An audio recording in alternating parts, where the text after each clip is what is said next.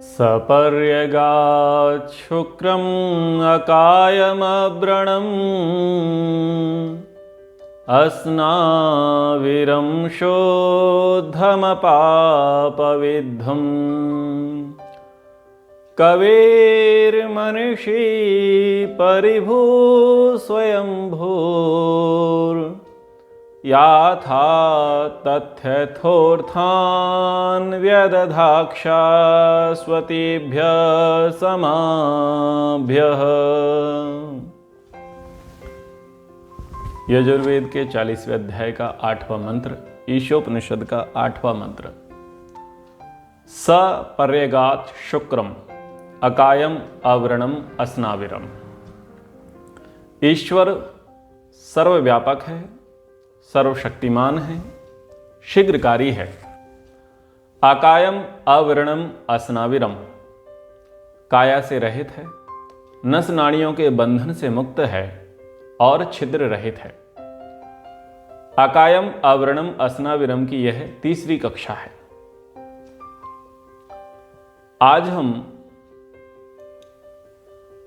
पुराणों के माध्यम से ये जानने का प्रयास करेंगे ईश्वर का पुराणों में किस प्रकार से वर्णन किया गया है। प्रायः पुराण है तो सांप्रदायिक, बहुत सी बातें उनमें कपोल कल्पित हैं, वेद विरुद्ध हैं, विज्ञान विरुद्ध हैं। फिर भी सर्वांश में बिगाड़ पुराण का नहीं हुआ। ये बात अलग है कि पुष्कल खीर में यदि एक बूंद जहर मिला दिया जाए तो सर्वथा त्याज्य ही है, वैसे ही पुराण है।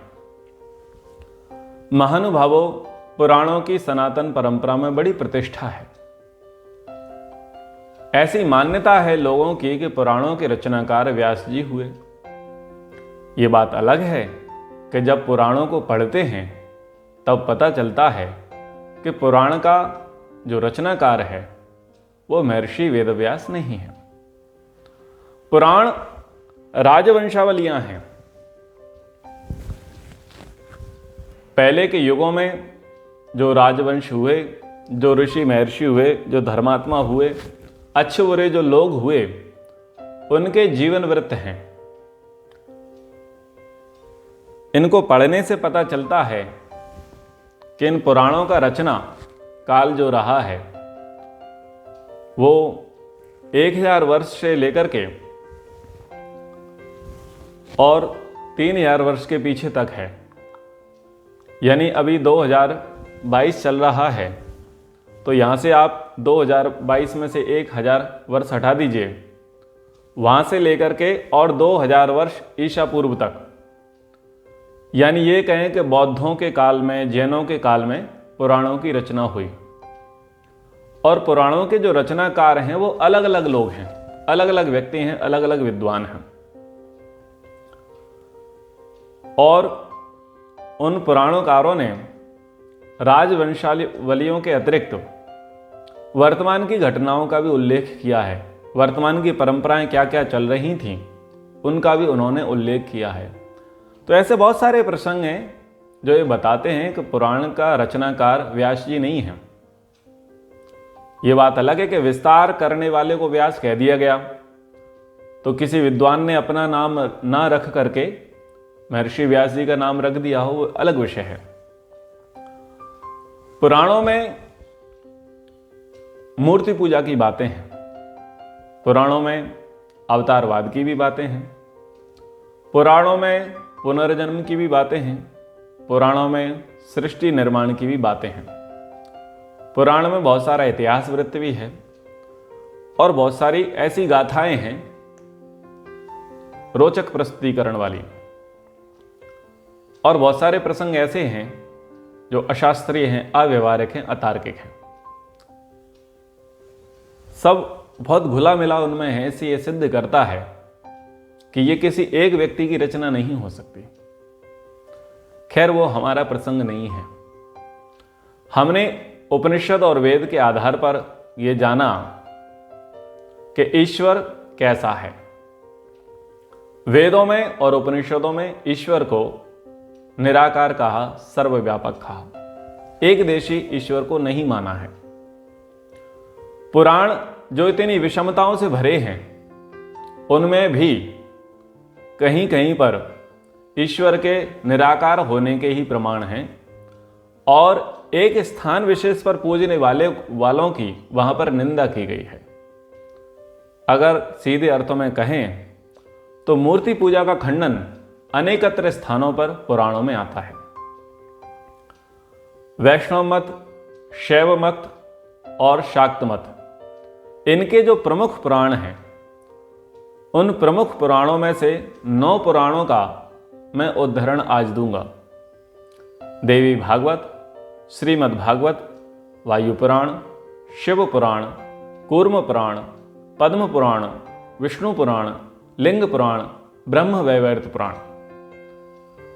इन पुराणों के में जो ईश्वर के निर्गुण निराकार होने के वृतांत आए हैं, उनके संबंध में आपसे चर्चा करेंगे। देवी भागवत का स्कंद है 3, अध्याय है 6 और श्लोक संख्या है 70। वहां पर कहा, दृश्यम च निर्गुणम लोके न भूतम न भविष्यति, निर्गुणः परमात्मासौ न तो दृश्य कदाचन। देवी भागवतकार कह रहे हैं कि जितने भी पदार्थ संसार में आते हैं, वे सब त्रिगुण युक्त हैं। त्रिगुण यानी 3 गुणों से युक्त हैं, सत्वगुण, रजोगुण, तमोगुण। इन 3 गुणों से युक्त सारे संसार के पदार्थ हैं। निर्गुण तो संसार में ना हुआ है ना होगा, यानी कोई ऐसा पदार्थ नहीं है जो निर्गुण हो। जितने भी पदार्थ दिखाई देते हैं वो सब के सब त्रिगुणात्मक हैं। निर्गुण तो केवल परमात्मा है जो कभी दृष्टि में नहीं आता। यहां निर्गुण का अर्थ निराकार लिया गया है देवी भागवत में। उसी के 6वें अध्याय में ब्रह्मा जी कहते हैं, निर्गुणस्य मुने रूपम न भवेद दृष्टि गोचरम, दृश्यम च नश्वरम यस्माद अरूपम दृश्यते कथम। कहते हैं कि निर्गुण का कोई रूप नहीं होता जो दृष्टिगोचर हो सके। जो पदार्थ दिख पड़ता है उसका नाश अवश्य होता है, अरूप का दर्शन कैसे हो सकता है। यानी वो कह रहे हैं कि जितने पदार्थ दिख रहे हैं वो सब जन्मे हैं, और जो सब जन्मे हैं, जिनका प्रकट हुआ है, उनका विनाश अवश्यंभावी है। जो निर्गुण है उसका रूप नहीं होता, और जिसका रूप नहीं होता उसके दर्शन नहीं होते। विष्णु पुराण अंश 2 अध्याय 14 और श्लोक संख्या है 29। वहां पर कहा, एको व्यापी समशुद्धो निर्गुणः प्रकृतेः परः, जन्म वृद्धियादि रहित आत्मा सर्वगतो अव्ययः। विष्णु पुराणकार कह रहे हैं कि वह एक सर्वव्यापक, समान रूप, शुद्ध, निर्गुण, प्रकृति से परे, जन्म वृद्धि मरण आदि से रहित, सब जगत में गया हुआ अव्यय है, आत्मा है। यानी विष्णु पुराण में ईश्वर को सर्वव्यापक बता रहे हैं, शुद्ध बता रहे हैं, निर्गुण बता रहे हैं, जन्म वृद्धि मरण इनसे रहित विष्णु पुराण में बताया गया है। जिस भागवत की सर्वाधिक कथाएं होती हैं, उस भागवत के स्कंद 12 अध्याय 5 श्लोक संख्या 8 में लिखा है, न तत्रात्मा स्वयं ज्योतिर्यो व्यक्त्या अव्यक्तयोः परः, आकाश इव च आधारो ध्रुवो अनंतोपमस्तम ततः। स्वयं प्रकाश स्वरूप परमात्मा अव्यक्त और व्यक्त पदार्थों से भी सूक्ष्म है। वह आकाश के समान सर्वाधार, निर्विकार, अंतहीन और उपमा रहित है। यानी भागवतकार क्या कह रहा है? आकाश के समान सर्वाधार, सबका आधार, सर्वव्यापक, निर्विकार, किसी प्रकार का विकार उसके अंदर नहीं है, अंतहीन, यानी उसका कोई और, उसका कोई छोर नहीं है, और उपमा रहित। आप संज्ञा नहीं दे सकते, आप तुलना नहीं कर सकते कि ऐसा ऐसा ईश्वर है। वैसा नहीं कर सकते। कूर्म पुराण में ऊपरी भाग आता है, अध्याय 2 में लिखा है, श्लोक संख्या 48 है, अपाणी पादो जवनो गृहीता हृदय संस्थिता अचक्षुरपि पश्यामि तथा अकर्णः शृणोम्यहम्। परमेश्वर अपाणी पादो जवनो गृहीता हृदय संस्थिता, परमेश्वर रूप, रस, गंध, हाथ पैर आदि से रहित है, यानी वो अंतर्यामी है। वो बहुत शीघ्र चलता है, बिना नेत्रों के देखता है और बिना कानों के सुनता है। तो ये वचन कूर्म पुराण में आए हैं और इस वचन की जो मूल स्थान है वो तो उपनिषद ही है, वहां से ये वचन लिया गया है। लिंग पुराण में अध्याय 1 है, वहां पर कहा प्रधान पुरुषातीतम प्रलय उत्पत्ति विवर्जितम, वह जन्म मरण आदि से रहित और सर्वव्यापक है। ब्रह्म वैवर्त पुराण में कहा, ब्रह्मखंड में अध्याय 2 में, आधि व्याधि जरा मृत्यु शोक भीति विवर्जितम, वो ईश्वर आधि व्याधि जरा मृत्यु शोक भीत, यानी वो रोग, बुढ़ापा, मृत्यु, शोक और भय से रहित है। पद्म पुराण के सृष्टि खंड अध्याय 2 में पुलस्त्य जी कह रहे हैं, पराः पराणाम परमः परमात्मा पितामह रूप वर्णादि रहितो विशेषण विवर्जिता। कह रहे हैं कि वह सब परों से परे है, इसलिए वो परमात्मा कहता है। वो परमात्मा रूप वर्ण आदि से रहित है और महतत्व आदि से विवर्जित है, यानी ये जो संसार है वो महतत्व से ही बना है। सत्व रजस तमसाम साम्यावस्था प्रकृति है, प्रकृत और महान, यानी जो सत्वरज तम की समान अवस्था है उसको प्रकृति कहा है। जब उस प्रकृति में विकृति आई है तो जो पहला तत्व बना है वो है महतत्व, और महतत्व के बाद ये सारी की सारी सृष्टि हुई है। तो यहां पर यह कहा कि वो महतत्व से विवर्जित है, महतत्व का घटक ईश्वर नहीं है। अपक्षय विनाशाभ्याम परिणाम अर्धि जन्म भी गुणैः विवर्जितः सर्वे समातीति ही केवलम, वृद्धि विनाश से भी रहित, इसमें उनका अंत कभी नहीं होता। वो सत्व रज तम गुणों से भी रहित है और वो सदा प्रकाशित है। यानी जो वेद में कहा अकायम स्थूल सूक्ष्म कारण शरीर से रहित, जिस प्रकार से व्याख्यान किया, उस व्याख्यान के संबंध में ही यहां पर कह रहे हैं। यानी ये जो पद्म पुराण के जो वचन है वो क्या कह रहे हैं कि ना तो उसका सूक्ष्म शरीर है ना ही उसका कारण शरीर है। यानी जो वेद कह रहा है वही बात यहां पर पद्म पुराण कह रहा है कि ईश्वर स्थूल सूक्ष्म कारण शरीर से रहित है। सर्वत्रासौ समश्चापि वसुन्नम उपमौ मतः भाव्यन ब्रह्म रूपेण विद्वधि परिपठ्यते। सब कहीं सब जड़ों व चैतन्यों में उनकी समान मूर्ति रहती है, इससे इनकी उपमा किसी के साथ नहीं दे सकते। क्या कह रहे हैं कि जितने भी जड़ हैं, जितने भी चेतन हैं, उन सब में वो वसा हुआ है। ना ही जड़ से उसकी उपमा दे सकते हैं, ना ही चेतन से उसकी उपमा दे सकते हैं कि जैसे जड़ पदार्थ दिखाई देते हैं वैसा ईश्वर है, अथवा जैसे चेतन दिखाई देते हैं वैसा ईश्वर है। ऐसी उपमा आप दे नहीं सकते, ऐसा उदाहरण एग्जाम्पल आप दे नहीं सकते ईश्वर के संबंध में। ठीक है। तम गुह्यम परम नित्यम अजम अक्षयम अव्ययम तथा पुरुष रूपेण काल रूपेण संस्थितम। इसी से इनको ब्रह्म रूप से सब जगत को भावित करने वाला मुनि लोग मानते हैं। वह ईश्वर परम गुह्य रूप है, सदा विद्यमान है, अज है, नाश रहित है, अव्यय है। ये बातें वहां पर कही, यानी गुह्य रूप वो गूढ़ है, छुपा हुआ है, इंद्रियों का विषय नहीं है, सदा विद्यमान रहने वाला है, एक समय में होगा अगले समय में नहीं होगा, ऐसा ईश्वर नहीं है। अज है, अज का अर्थ क्या है? अजन्मा और नाश रहित। तो जो सपर्यका शुक्रम अकायम अवर्णम असनाविरम शुद्धम पाप विद्धम, ये जो मंत्र है, इस मंत्र में जिस प्रकार से ईश्वर का वर्णन किया है वैसा ही वर्णन इन पुराणों में भी है।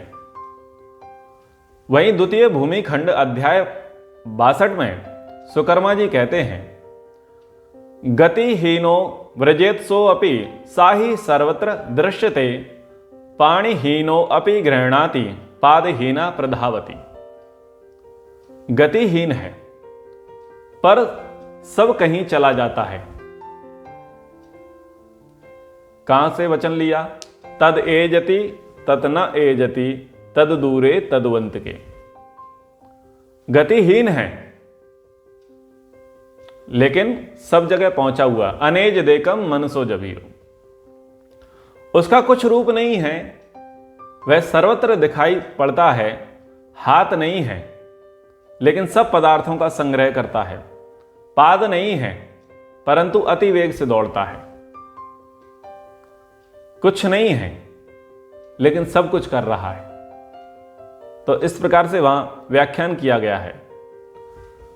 पंचम पाताल खंड अध्याय 84 में लिखा है कि वह हस्तपाद से रहित है, वो भी सब कुछ करता है, सब कहीं चला जाता है, सब स्थावर जंगम विश्व को ग्रहण करता है।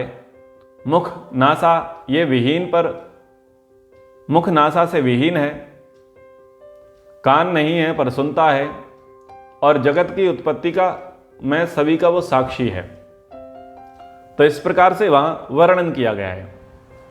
वायु पुराण अध्याय 4 में कहा, गंध वर्ण रसैर्हीनम शब्द स्पर्श विवर्जितम अजातम ध्रुवम अक्षय्यम नित्यम स्वात्मम अन्यवस्थितम।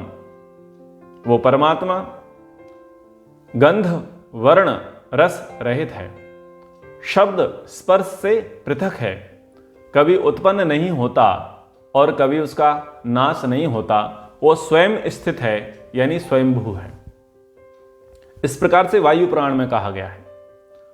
शिव पुराण की वायु संहिता अध्याय 4 में लिखा है, सर्वत्र पाणि पादो अयम सर्वतो अक्षि शिरो मुखा सर्वता श्रुतिम मान लोके सर्वम आवृत तिष्ठति।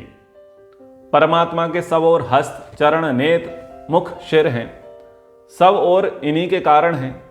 यह सबको आवरण करके स्थित है, बिना नेत्र के देखते हैं, बिना कान के सुनते हैं, जो सबको जानते हैं, जिनका जानने वाला कोई नहीं, उसी को पुराण पुरुष कहते हैं। वो सूक्ष्म से भी सूक्ष्म है, महान से भी महान है, अविनाशी है। वही प्राणियों के हृदय में वो परमेश्वर विराजमान है। तो इस प्रकार से व्याख्यान शिव पुराण में भी किया गया। क्योंकि आप लोग वेद पढ़ते हैं, उपनिषद पढ़ते हैं, और उपनिषदों में वेदों में इस प्रकार के ईश्वर के स्वरूप का वर्णन आता है। और मैंने यहाँ आपको पुराणों का उदाहरण देते हुए भी कह रहा हूँ कि ये पुराण भी उसी प्रकार से व्याख्यान कर रहे हैं जैसे उपनिषदों में वेदों में ईश्वर के विषय में कहा गया है। तो अन्य अन्य स्थान भी हैं। भागवत में कहा है कि जिस प्रकार वायु संपूर्ण स्थावर जंगम प्राणियों में प्रविष्ट होकर उन्हें प्रेरित करती है, उसी प्रकार परमेश्वर सर्वसाक्षी आत्मरूप से इस संपूर्ण प्रपंच में ओतप्रोत है। वायु क्या करती है? सब प्राणियों को प्रेरित करती है, उनमें प्रविष्ट होती है, यानी प्राणवायु सब में चल रहा है, स्थावर जंगम में। तो वैसे ही ये जो ईश्वर है वो सब में प्रवेश किया हुआ है, सभी आत्माओं में प्रवेश किया हुआ है, और सबके प्रपंचों को वो देख रहा है। जगत के जितने प्रपंच हैं उसको वो देख रहा है।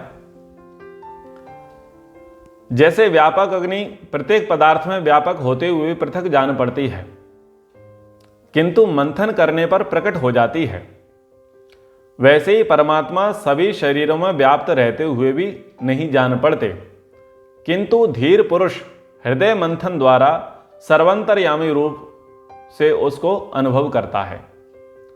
यानी जो आप उपनिषद में सुनते हैं, विद्यते हृदय ग्रंथिश छिद्यन्ते सर्वसंशयाः क्षीयन्ते चास्य कर्माणि तस्मिन् दृष्टे परावरे। अग्नि जो है प्रत्येक पदार्थ में है, लेकिन पदार्थ अलग है और अग्नि का धर्म अलग है। अग्नि के लिए आप कुछ विशेष क्रियाएं करेंगे तो अग्नि की अनुभूति होगी। ऐसे ही परमात्मा सबके अंदर विराजमान है, लेकिन इंद्रियातीत है, अगोचर है। जब योगाभ्यास के द्वारा, धर्माचरण के द्वारा, समाधि के द्वारा हम अनुष्ठान करेंगे तो वो हृदय में प्रकट होगा, वो दिखाई देगा। ऐसे ही गीता में भी आया है कि सर्वज्ञ अनादि, सब पर शासन करने वाला, सूक्ष्म से सूक्ष्म सबका धारण करता, अचिंत्य रूप होते हुए भी ज्ञान द्वारा सूर्य की तरह प्रकाशित और प्रकाश स्वरूप अविद्या अंधकार से अति परे परमेश्वर को स्मरण करें। यानी ईश्वर के विषय में यहां पर ऐसा बताया। महाभारत में भी शांति पर में कहा कि वो ना तो ठंडा है, ना गर्म है, ना कठोर है, ना कोमल है, ना खट्टा है, ना कसैला है, ना मीठा है, ना तीखा है, ना शब्द युक्त है, ना गंध युक्त है, ना इंद्रिय युक्त है। स्थूल सूक्ष्म कारण शरीर से भी रहित है, वो सूक्ष्म से भी सूक्ष्म है और महान से भी महान है। तो इस प्रकार से वहां महाभारत में भी कहा गया। रामचरितमानस में एक चौपाई आती है, विन पग चलहि सुनहि विनु काना, कर विनु कर्म करहि विधि नाना, तन विन परस नयन विनु देखा, ग्रहे प्राण विनु वास अशेषा, अब सब भांति अलौकिक करनी, महिमा जासु जाहि नहीं वर्णी। तो यहां पर ईश्वर के निराकार सर्वव्यापक होने का वर्णन रामचरितमानस में आता है। तो अन्य अन्य जो पुस्तकें हैं, ग्रंथ हैं, जिनकी समाज में बड़ी मान्यता है, उनमें भी ईश्वर को निर्गुण कहा गया है, निराकार कहा गया है। तो महानुभावों, ऐसा नहीं है कि केवल वेद ईश्वर को निराकार मानता है, केवल उपनिषद ईश्वर को निराकार मानते हैं, ब्राह्मण ग्रंथ ईश्वर को निराकार मानते हैं, दर्शन शास्त्र ईश्वर को निराकार मानते हैं, पुराण भी ईश्वर को निराकार ही मानते हैं। अब क्या होता है कि हम अल्प बुद्धि से, अल्प सामर्थ्य से, मन मुताबिक उसकी कल्पना कर लेते हैं अपनी सुविधा से। तो जब आपकी मान्यताएं मन मुताबिक होंगी तो फिर तो कुछ कहा ही नहीं जा सकता। तो मान्यताएं जो है मन मुताबिक नहीं होनी चाहिए, सैद्धांतिक होनी चाहिए, शाश्वत होनी चाहिए, सनातन होनी चाहिए। सैद्धांतिक ज्ञान, सनातन ज्ञान, शाश्वत ज्ञान यदि कहीं पर है तो वेद और वैदिक साहित्यों में है, उससे इतर साहित्यों में वैसा ज्ञान नहीं है। ईश्वर के विषय में निर्भ्रांत ज्ञान यदि कहीं है तो वो वेद में है। और वेद अपौरुषेय है, किसी पुरुष विशेष की रचना नहीं है, वेद ईश्वरीय वाणी है। तो ईश्वर जब खुद के विषय में कह रहा है, उसे हमें ज्यादा प्रमाणिक मानना चाहिए। या जिन लोगों की ऋषि के समान भी योग्यता नहीं है, थोड़ी बहुत संस्कृत पढ़ ली, थोड़ी सी विद्या पढ़ ली और वो मन मुताबिक व्याख्याएं करने लग गए, ग्रंथ लिखने लग गए कि उनकी बात मानी जाएगी, तो हमें विचार करना चाहिए। जो पुराण ईश्वर के साकार होने का भी मानते हैं, अवतारवाद होने का भी मानते हैं, उन्हीं पुराणों में साकार पूजा का निषेध भी किया है। यह बात अलग है कि वेद में कहीं पर भी विधान नहीं है, साकार पूजा का विधान वेद में नहीं है। महर्षि दयानंद जी महाराज ने जब विद्वानों से शास्त्रार्थ किया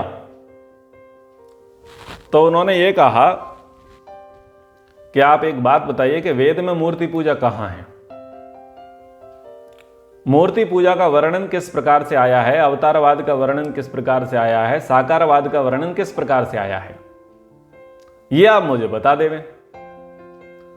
तो महर्षि दयानंद जी के ये जो प्रश्न थे, इन प्रश्नों ने सभी विद्वानों की मंडली को निरुत्तर कर दिया, क्योंकि वेद में ना तो अवतारवाद है, ना मूर्ति पूजा है, ना साकारवाद है। इतिहास उठाकर के देखते हैं तो ये जो अवतारवाद है, ये साकारवाद है, ये जो मूर्ति पूजा है, ये सनातन परंपरा की नहीं है। ये जैनों के माध्यम से हम में आई, संक्रमण हुआ। हमारे बहुत सारे पूजा पाठ, क्रियाकर्म, कर्मकांड, भाषाएं, रीति नीतियां ऐसी हैं जो हमारी नहीं है। दूसरे के माध्यम से, दूसरे की संगति के माध्यम से हमारे पास आ गई। बौद्धों का और जैनों का जो काल था वो पाषाण युग मान करके चली एक प्रकार से। यानी उस समय बड़े बड़े मंदिर बनाए जा रहे थे, बड़ी बड़ी मूर्तियां बनाई जा रही थीं, और जो निराकार सर्वव्यापक ईश्वर की अवधारणा युगों युगों से भारत में चली आ रही थी, पूरे आर्यावर्त में चली आ रही थी, उस अवधारणा पर अंकुश लगने जा रहा था और एक नई विचारधारा प्रकट हो रही थी। और क्या हुआ, लोगों ने तर्क किए, जैन में मिलाने के लिए, बौद्धों में मिलाने के लिए सनातनियों को तर्क किए। क्या तर्क किए? बोले कि यदि तुम्हारा ईश्वर है तो बताओ कहां है। हमारा ईश्वर है, देखो मंदिर में बैठा है। तुम्हारे ईश्वर कहां है? तुम्हारा ईश्वर तो दिखता ही नहीं है। जो दिखता ही नहीं है उससे आप कैसे व्यवहार करोगे? और ये ध्यान करना, ये जप करना, ये ज्ञान प्राप्त करना, ये उपासना करना, ये भक्ति करना, ये अष्टांग योग करना, ये तो कोरा पाखंड है। यदि वास्तविक रूप से आप ईश्वर की शरण में जाना चाहते हैं, अपने लिए स्वर्ग की प्राप्ति चाहते हैं, अपना कल्याण चाहते हैं, तो जो दिख रहा है उसकी पूजा करो। तो इस प्रकार से वहां पर लोगों को वर्गलाया गया, उनका ब्रेन वॉश किया गया और उनको बौद्ध की ओर और जैन की ओर लेकर के जाया गया। तो उस समय बहुत सारे सनातनी भाई बहन, हमारे पूर्वज लोग, जैन मत को मानने लग गए थे और बौद्ध मत को मानने लग गए थे, और वेद के प्रति उनकी आस्था धीरे धीरे कम होती चली गई। जो वर्ण व्यवस्था है उस पर भी उस समय कुठाराघात हो रहा था, और वामपंथ भी उस समय चरम सीमा पर था। बलि प्रथा भी उस समय आ गई थी, मांस भक्षण का भी प्रयोग वहां होने लग गया था, और चोर, डाकू, लुटेरे, इनका भी प्रभाव उस समय बढ़ गया था। फिर जो तथाकथित धर्माधिकारी थे वो भी थोड़े लालाजी टाइप के हो गए। लालाजी टाइप के मतलब अपनी लाठी चलाने लग गए, अपने आप को सर्वज्ञ मानने लग गए। उनके आचरण में भी न्यूनता आ रही थी। तो ये कहें कि वो काल बड़ा संक्रमण का था, लोगों को समझ में नहीं आ रहा था क्या करें, तो इसलिए लोग जैनों की ओर, बौद्धों की ओर आगे बढ़ चले। उस समय कुमारिल भट्ट हुए, बहुत बड़े विद्वान कुमारिल भट्ट हुए, जिन्होंने शास्त्रार्थ किया और सनातनियों को जैनों की ओर और बौद्धों की ओर जाने से रोका, और वेद की ओर, उपनिषद की ओर, ब्राह्मण ग्रंथों की ओर लाने का उन्होंने प्रयास किया। उन कुमारिल भट्ट की देन है शंकराचार्य। वो शंकराचार्य कुमारिल भट्ट से शिक्षा दीक्षा प्राप्त की, उन्होंने तर्क सीखे, और शंकराचार्य आ गए शास्त्रार्थ करने के लिए, और जैनों के अगेंस्ट जाकर के खड़े हो गए। कई विद्वान, कई ऐसे तो लोग बताते हैं कि एक हाथ में वेद या उपनिषद और दूसरे हाथ में पत्थर लेकर के घूमते थे, और जहां लोग जैन मत से प्रभावित होकर के साकारवाद में आ गए थे, मूर्तियां बनाने लग गए थे, ये शंकराचार्य महाराज शास्त्रार्थ करते, शास्त्रार्थ में जब वो पराजित हो जाते तो वही मूर्ति तोड़वाते। ऐसा कुछ इतिहासकार, विद्वान और लेखक बताते हैं। तो वो ऐसा काल था। भारत में मूर्ति पूजा ऐसे एक पुस्तक भी है जो बहुत सारे प्रसंगों को कहती है। जैनों ने जो मूर्तियां बनाई वो निर्वस्त्र बनाई, श्रृंगार रहित बनाई। तो लोग जैनों की ओर ना जाएं, अपने लोग अपने में ही बने रहें, तो उन्होंने उनके अगेंस्ट में श्रृंगार युक्त मूर्ति बनाई, सुंदर मूर्ति बनाई। विद्वान कहते हैं कि वो मूर्ति कृष्ण जी की थी, क्योंकि कृष्ण जी नए नए थे उस समय, मात्र 2-2,500 वर्ष ही बीता था, ज्यादा पुराने नहीं थे, रिसेंट थे। बोले कि ये हमारे देवता हैं। तो वहां एक प्रकार से बहुत सारे लोगों ने क्या प्रयास किया कि जैन में ना जाएं, आप अपने में ही बने रहो, इसलिए वहां पर उनके अगेंस्ट में मूर्ति पूजा आरंभ कर दी, ताकि लोग जैनों में ना जाएं। इस बात के लिए मैं वर्तमान की कुछ बातें बताऊंगा। 2019 में मैं 10 दिन के लिए गोवा रहा था। गोवा में हमने शिविर लगाया, तो मेरा अलग अलग जब राज्यों में जाता हूं तो वहां की संस्कृति, वहां के जो स्थान हैं उन्हें देखने का बड़ा मन होता है। तो मैं गया तो मैंने देखा कि वहां कावड़ यात्रा चल रही है, गोवा में कावड़ यात्रा। मैंने पूछा कि हमारे यहां कावड़ यात्रा तो बनारस से आती है, इलाहाबाद से आती है, यानी जो शंकर जी के मुख्य मुख्य स्थान है वहां से आती है, उज्जैन से आती है। ये कावड़ यात्रा किसकी है और ये कहां पर जल चढ़ाएंगे? बोले ये कावड़ यात्रा किसी की नहीं है, ये कावड़ यात्रा का प्रपंच है, ये चर्च लेकर के जाएंगे। यानी जैसी कावड़ यात्रा पौराणिकों में चलती है, वैसी कावड़ यात्रा उन्होंने ईसाइयों ने चला दी कि आपको वो ऑफर यहां भी मिलेगा, वो सुविधाएं आपको यहां भी मिलेंगी, बस आप डाइवर्ट हो जाओ, हिंदुत्व से ईसाइयत में आ जाओ। गुजरात में एक स्थान पर आरती चल रही थी, मुझे सुनने में आया, ओम जय मरियम माता। तो आज भी बहुत सारा जो झारखंड का क्षेत्र है, मध्य प्रदेश का जो वनवासी क्षेत्र है, छत्तीसगढ़ है, उड़ीसा है और अन्य अन्य जो दक्षिण की ओर राज्य हैं, पूर्वोत्तर की ओर राज्य हैं, उसमें ईसाई लोग जिस प्रकार से धर्मांतरण कर रहे हैं, वो धर्मांतरण में कुछ नया नहीं कर रहे। हिंदुओं की जैसी मान्यता है, उस मान्यता के अकॉर्डिंग ही वो कुछ प्रपंच उन्होंने अपने में लेकर के आ गए और लोगों को बोला कि देखो ये सुविधाएं हमारे यहां भी है। तो ये वर्तमान के उदाहरण बता रहा हूं। जैसे जादू टोने टोटके अंधविश्वास ये हिंदुओं में था, अब वही परंपरा मुसलमानों ने भी शुरू कर दी है, ईसाइयों ने भी शुरू कर दी। यानी वो चीजें आपको इधर भी मिल जाएंगी। जैसे सांसद बदले जाते हैं, विधायक बदले जाते हैं, खरीदे जाते हैं और उनको सुविधाएं बोलते हैं कि भाई जैसी सुविधा, जैसे पद आपके पास वहां थे, वैसे पद आपको हमारी पार्टी में मिल जाएंगे, आप हमारे साथ रहो। ये मैंने आपको वर्तमान के उदाहरण दिए। तो वो जैनों में जो जा रहे थे, तो वहां बोला कि आप जैनों की ओर मत जाओ, आप सनातन की ओर ही रहो, आपको मूर्ति पूजा करनी है तो चलो यहीं कर लो। जैनों ने तीर्थ बनाए, तो बोले कि तुम उनके तीर्थों मत जाओ, तुम अपने तीर्थ कर लो। जैनों ने अवतारवाद माना, 24 तीर्थंकर माने उन्होंने। बोले ठीक है तुम उधर मत जाओ, हम 12 बना देते हैं, तो उन्होंने 12 अवतार घोषित कर दिए। जैनों ने पुराण बनाए, अलग अलग तीर्थंकरों के विषय में उन्होंने व्याख्यान किए। तो वहां के लोगों ने कहा कि भाई ठीक है तुम उधर मत जाओ, हम तुम्हारे लिए पुराण बना देंगे। तो ये घटनाक्रम उस काल का है, जैन और बौद्ध काल का। फिर पुराणों में मूर्ति पूजा का खंडन आया, वहां पर साकारवाद का वहां निषेध किया गया, क्योंकि पुराण उसी काल के हैं। पुराणों ने यह कहा कि भाई निराकार को पूजो, साकार को मत पूजो।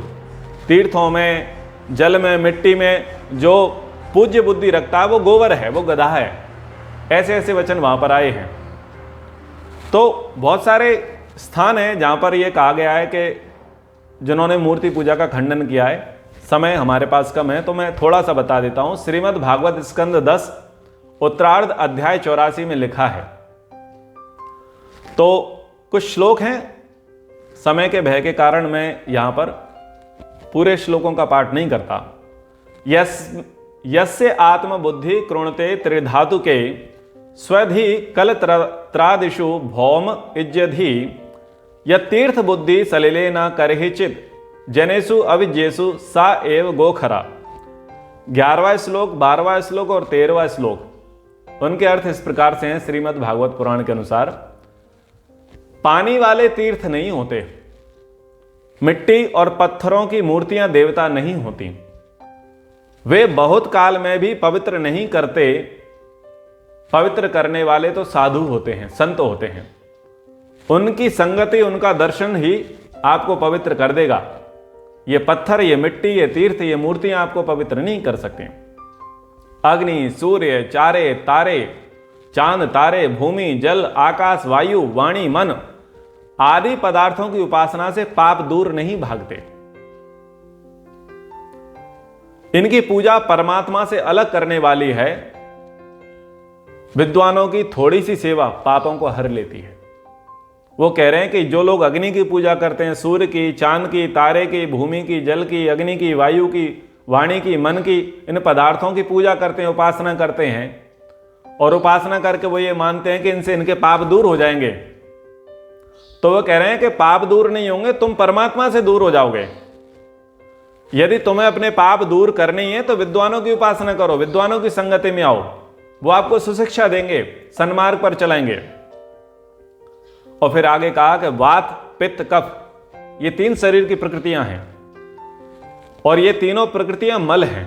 वात, पित्त, कफ, तीनों मलों से बने हुए शरीर में जो आत्मबुद्धि रखता है, यानी शरीर को ही आत्मा मानता है, स्त्री आदि में स्वबुद्धि बुद्धि रखता है कि स्त्री ये मेरी है, मेरा ही अंग है, ऐसा जो मानता है, पृथ्वी से बनी हुई मूर्तियों में पूज्य बुद्धि रखता है। जो धरती के पदार्थों से मूर्तियां बनी हैं उनमें पूजने की बुद्धि रखता है और पानी को तीर्थ मानता है। उसके लिए पता है क्या कहा भागवत में कि वो गधा है। ऐसे व्यक्ति को गधा कहा है। ऐसे ही देवी भागवत पुराण में कहा कि पानी के तीर्थ नहीं होते, मिट्टी और पत्थरों के देवता नहीं होते, वे किसी भी काल में पवित्र नहीं कर सकते। शिव पुराण में लिखा है जल से पूर्ण तीर्थ और पत्थर तथा मिट्टी के देवताओं को योगी जन अपने आत्मविश्वास से नहीं मानते। योगी जन जो हैं ये जल को, मिट्टी को, पत्थर को, तीर्थों को नहीं मानते। शिवलिंग, ये शिव पुराण में तो लिंग पूजा के विषय में कहा है शिलालिंग तु शूद्राणाम महाशुद्धिकरम शुभम। कह रहे हैं कि ये जो शिवलिंग की पूजा है, जो पत्थर का शिवलिंग है, ये तो शूद्रों के कल्याण के लिए चलाई गई है। बोले शूद्र पूजते रहे इनको। महाभारत में लिखा है तीर्थ और पशुओं के यज्ञ, काष्ठ यानी काठ, लकड़ी, पाषाण, मिट्टी की प्रतिमा में जिनका मन है वे मनुष्य मूर्ख हैं, ये महाभारत में लिखा है। तो ऐसे ही अन्य अन्य भी पुराण हैं, विष्णु पुराण है, ब्रह्म वैवर्त पुराण है, उनमें भी इस प्रकार से बातें आई हैं कि ये जो साकारवाद है, यानी जो ईश्वर को किसी पत्थर में, किसी मिट्टी में, किसी वस्तु में, किसी जल में, किसी तीर्थ में मानना, ये बुद्धि ठीक नहीं है, गधे की बुद्धि है। ये आपको ईश्वर से दूर लेकर के जाने वाली है। यदि आप ईश्वर को प्राप्त करना चाहते हैं तो ईश्वर की प्राप्ति का ये मार्ग नहीं है। और अन्य स्थलों पर कह भी दिया कि ईश्वर इंद्रिय का विषय नहीं है, अगोचर है, इंद्रियातीत है। तो योगी जो है, ध्यानी जो है, वही ईश्वर को जान सकेंगे, वही ईश्वर को मान सकेंगे। तो आज के कक्षा में हमने आपको पुराणों के आधार पर बताया कि पुराण किस प्रकार से ईश्वर के निराकार होने का वखान करते हैं और एक स्थान विशेष पर ईश्वर के मानने का वो निषेध करते हैं। अब आगे आपका प्रश्न आता है और आएगा, अवतारवाद क्या है? आप ये कहेंगे कि ईश्वर साकार भी है, निराकार भी है। वेद में तो चलो निराकार की बातें कही हैं, लेकिन पुराण में साकारवाद भी कहा गया है और वो साकारवाद आया अवतारवाद से। तो हम अगली कक्षा में अवतारवाद की समीक्षा करेंगे कि पुराणों में जो अवतारवाद कहे हैं और आपको जो अवतारवाद सुनाया गया है उसमें कितना अंतर है।